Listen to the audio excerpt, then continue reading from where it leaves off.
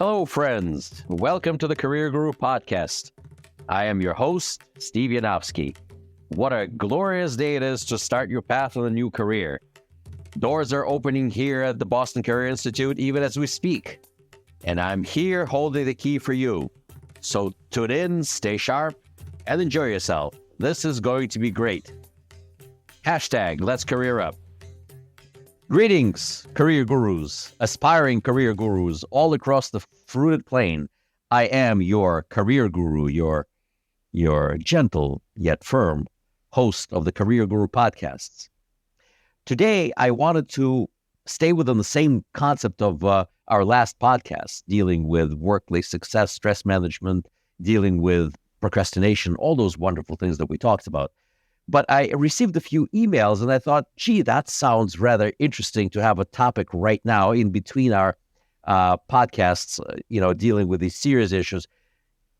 I got a few emails that said, Guru, we've been having some issues in the workplace where people are insulted. Some people are insulted, some people are offended, but certain insults are coming from people within the workplace and we really don't know how to properly respond to them. And I thought to myself, gee, something to think about. And I thought about it and I said, this is great. This is great. This is a great topic for us to discuss right now.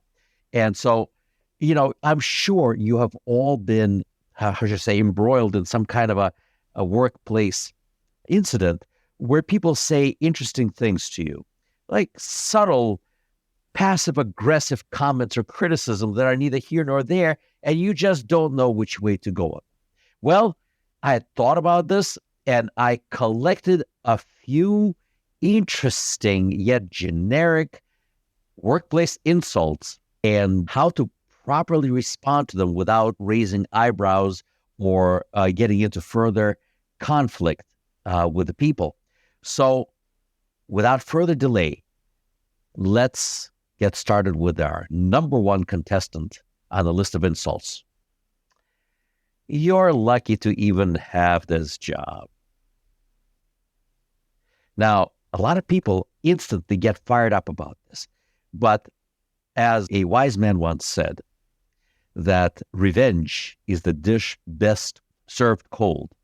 Remember, in our previous conversation, start off with a little bit of empathy. That'll keep you from setting that sometimes shortened fuse by not having enough food or not having enough breaks at the workplace. That'll get that thing going like nobody's business. You blow up. But if you're experiencing empathy, you feel bad for the person who is beginning to hurl insults at you. So start off with that. Don't instantly light that fuse. Don't let it go boom. Always look from the prism of appreciation, understanding, compassion, even love. Say, look at this person. They're in so much pain. They're even hurling insults at me. And when you think of it in these terms, you are not going to blow up. So stay in control. So one of the things, this is like a job interview question type, right? Even when you want to say no, say yes. Even when you want to really lunge at the person who is doing this to you, start off with this understanding and appreciation for their pain, and you're going to be okay. So always start your response with things like, yes, or I'm certain, or I appreciate. Now, what is it that we appreciate from the question that you are lucky to even have this job? Isn't this a beaut? I appreciate the opportunity, and I work very hard every day to contribute to the team's success. Now, boom, right there. Let's try it one more time. I appreciate the opportunity and work very hard every day to contribute to the team's success.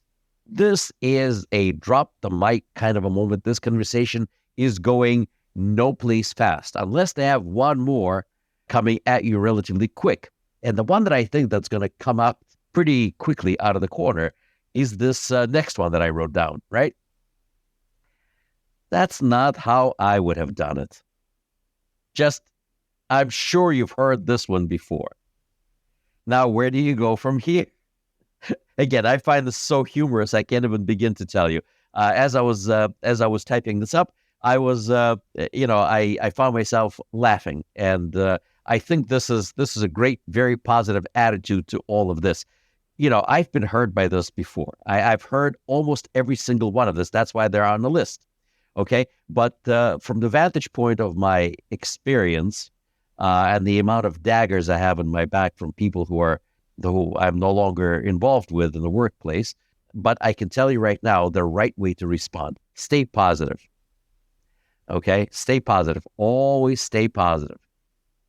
So how do you block this from insulting or offending you? Well, here goes. Here's the actual insult one more time. That's not how I would have done it. And the answer is, well, how would you do it? But what's the tactful way of saying that? Well, I'd love to hear your thoughts. I'm always open to improving my approach. Okay, so this is great. What are your strengths? What are your weaknesses? Questions on the interview are very similar to all of this. So I'd love to hear your thoughts. I'm always open to new suggestions or improving my approach. One of those things, a little humility and understanding of their pain. These people are obviously hurting. Otherwise, they wouldn't say bad things to you, now would they? People are nice, aren't they? I've heard this one before, right? This next one is good. You always take the easy route. My entire life, I've heard this said to me from my kindergarten teachers and moving forward, and I never understood the value of taking the hard way when the easy way is available. I don't understand that a person needs to look for a complicated, more difficult route. Granted, difficult paths often lead us to greatest education.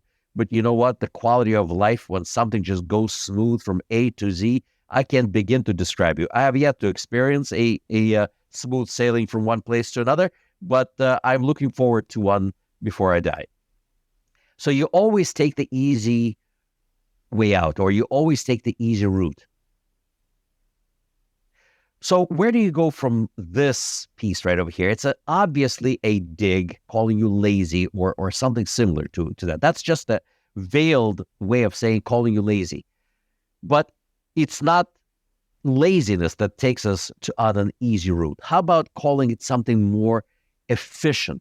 Like, I aim to find efficient solutions. But if you have a different perspective, I'm happy to discuss it. Something like that. But we aim not for ease, but for efficiency. And it only looks like it's the easy way. But in fact, it's a well-rehearsed and an efficient way to complete something. And that is your standpoint. I'm always eager to find efficient solutions. But if you have a suggestion, I'm open to a discussion. So you're both shooting them down, shutting them down, and making them eat some crow in the process.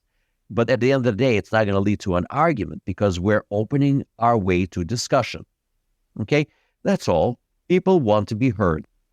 Here's another interesting dig. And again, they're on this list because I experienced them.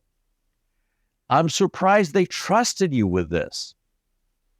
That's a good one. There's an insult.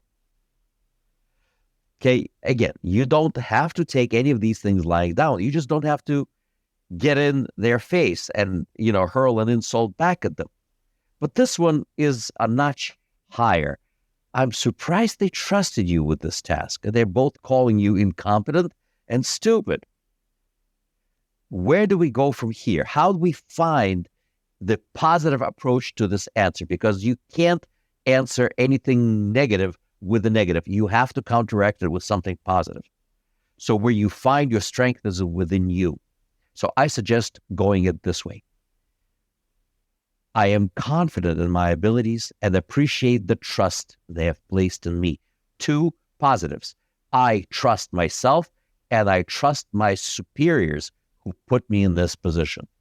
You don't have to go there. You're not, yeah. Who are you to tell me this? And, don't insult me. It doesn't fly. Friends, turning something negative into positive is the key to restoring peace in this world. I am a firm believer that changing negative into positive will lead to a better world for all of us. Too many people out there not doing it. We're not nice to one another. Even if we can disagree, we can still be nice with one another. Again, in order of what bothered me the most in my life, am I listing this? How about this one? I thought this would be done by now. Hey, you're slow. You're incompetent. See, there's a common thread here. There's a common thread. Look for these common threads. And again, negative into positive, negative into positive. I thought this would be done by now. Well, I thought you were wrong. No. That's not the answer. That's not the way to go. Where do we find the positive? Even if you are moving a little bit slower, it is because you wish to complete this task to standard. So when you answer in the way like, I'm making sure it's done thoroughly, quality is important to me. Pretty slick, right? I thought this would be done by now. You're slow and incompetent. I'm making sure it's done thoroughly. I'm making sure it's going to be done thoroughly. Quality is important to me. I'm sure it'll go elsewhere. But usually this tactful move to the side, not challenging their statements, straight on, head on, and trying to refute a negative statement. Negative and negative make two negatives. We want to counteract negative with positive. Okay? Let's see. What else do I have here for you? Oh, how about this one? You seem really stressed out. Are you sure you can handle this? Again, a challenge to your competence, to your mental state. How do we, this is a dig masked in a statement of concern. Oh, you gained a lot of weight. Is everything okay? Okay. How about this? So here's the question. You seem really stressed out. Are you sure you can handle this? One of the best ways to answer such a question is with a gratitude for their concern. You have to thank them because they're so concerned. It's too bad about the wrong things, but they're concerned. Thank you for your concern. I'm managing everything well, but I'll reach out to you if I need assistance. Thank you for your concern. All is good. I thank you. I'm managing everything well, but I'll reach out to you if I need assistance. You acknowledge them, you thank them, okay? And at the same time, you tell them to go far, far away from you. And yet, remember, turning negative into positive is key in everything. It's key in everything. And by the way, folks, please, by all means, email me your questions, especially in response to this video, thecareerguru@bostoncareer.org. You'll get an answer from me, and I'll be glad certainly to incorporate a lot of your thoughts and ideas, like I am right now, into our curriculum, if you will. All right. How about another good one? I didn't think you had it in you to finish this. Wow, what a compliment. What a compliment. So a dig and a compliment all in one. Very similar to the previous question. Are you stressed out? I didn't think you had it in you, kid. I mean, you have to consider the source, but regardless, it's a question that requires an answer. And I got to tell you, if you change that into positive, instead of just keeping that negativity within you, this negativity and the stuff that collects in you, it only harms the person who's harboring all of this. This stuff has to be let go. It doesn't hurt anyone else except you, constantly eating away at you. All of these positive dispensations or releases of these negative people out of your personal space, preventing them from affecting you further, is the greatest thing you can do for yourself. And you can laugh about it later on because, they insulted you. You thanked them, made their insult miss its aim completely. Because people who insult are looking for that explosion within you, that power to start this argument that they've been aching to get into because of the emptiness and the darkness of their own life. But you didn't fall for it. So this is where the key is. Remember, don't fall for it. Don't feed into negativity. Every time you join in that chorus of negative vibe, you're creating this abstract thought of little dark angels. We call them little devils, right? Where every time you're casting negativity on something, you're feeding into the forces of darkness. Go the light side. I know you may not want to be there, but once you start going to the light side and creating those lovely angels in white with wings and stuff like that, rather than little pitchforks. Sorry for that allegory, but people understand it better when they get the visual. Stay in the light. You will feel like $1,000,000. I promise you, folks. Go light. Never go to the dark side. They may tempt you with milk and cookies, but don't go to the dark side. I didn't think you had it in you to finish.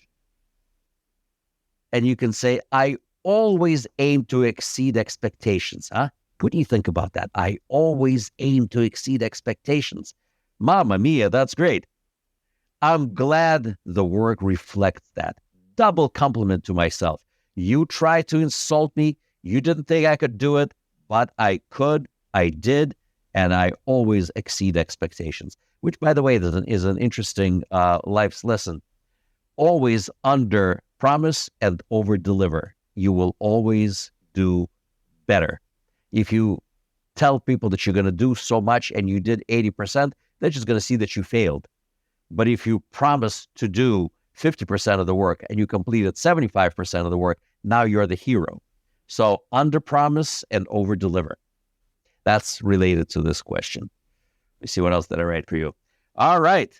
That's not your area of expertise now, is it? That's not your area of expertise, is it? Can you just hear that? That smugness in the tone of voice? All right. Would be interesting for me to hear some of your feedback. I wish I could.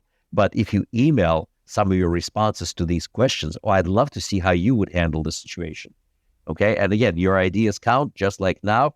Your ideas, your suggestions, and this topic today, I think we're doing great. Okay. So that's not your area of expertise, is it? So subtle. How would we do this? Again, transforming negative into positive.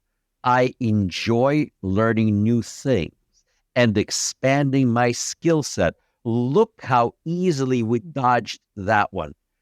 I enjoy learning. I'm expanding my skills. Double compliment. And then we can finish off by saying that we grow by stepping out of our comfort zones. All these new language that we have floating about. I enjoy learning new things and expanding my skill set. We grow by stepping out of our comfort zones. So that dig is completely negated. And you didn't answer the saying, no, it's not, but they told me to do it, so I'm doing it. No, not at all. Not at all. Transforming negative into positive. Gotta do it. Remember, don't keep this inside of you. Once you answer these, challenges of the darkness, you will feel much better. And you are not going to retain this negativity anywhere, anyhow. How about this one? I promise you, I'm not going to torture you too long. I just have 2 more questions. I stick to that number 10, which seems to work for everybody. All right, let's try this one. Did you mean to do it that way? Or did you mean to do it this way? I mean, obviously casting aspersions on the completed project. Said, oh, gee, that didn't come out well, now did it? Did you do this intentionally or was this a fluke? No. Stand behind your work. Yes, that was intentional, but I'm open to any suggestions that you may have. How about you, Smarty Pants? What are you going to do? Why don't you tell me what to do? And let's discuss this further, right? Keep the dialogue going. They're not going to make any suggestions. They're out there just raising hay. Don't fall for it. Don't go to the dark side. Well, let's close out our top 10 picks with this one. You're too sensitive about everything. You're too sensitive about everything. They are insulting your intelligence and telling you that you are thinking impulsively. It's not a simple question to answer. It is a very poignant attack. Sometimes people misinterpret your communications as being upset, and they always launch into this saying that you're upset, you're distraught, you're not thinking clearly. That will be the implication. So sometimes and every time people like that will tend to use anything and everything you say against you. But you need to convey to them that you believe that clear communication and respecting each other's feelings. If something is unclear, we can talk through it. Expressing to people this is not a feeling. When people said, what are you going to do about climate change? And the person starts saying, I feel. See, that kind of negates anything that they're going to say, because you need to say that you think or that you believe. So when you're talking about something so vague and yet striking against you, you're too sensitive about everything. And I know you've heard this. I know I've heard this. That's why it's here. It is important to begin your question by either saying that I know, I think, or I believe. Believe is a wonderful word. When people misinterpret what you meant by your communication and they claim that you are too sensitive of a person, you need to start with the words that instantly refute that assertion, that you are not a thinking, rather a feeling person. So when you say that I believe in clear communication and respecting each other's feelings, is a complete negation of this question, because you believe in clear communication and respect, which is what we're saying here. If something is unclear, hey, let's discuss this further. And that's it. And this party is going nowhere. I'm going to end it here, my friends. And I really look forward to your comments. I really want to hear what you think about this and what you've been told and how you have been insulted in your workplace. Okay?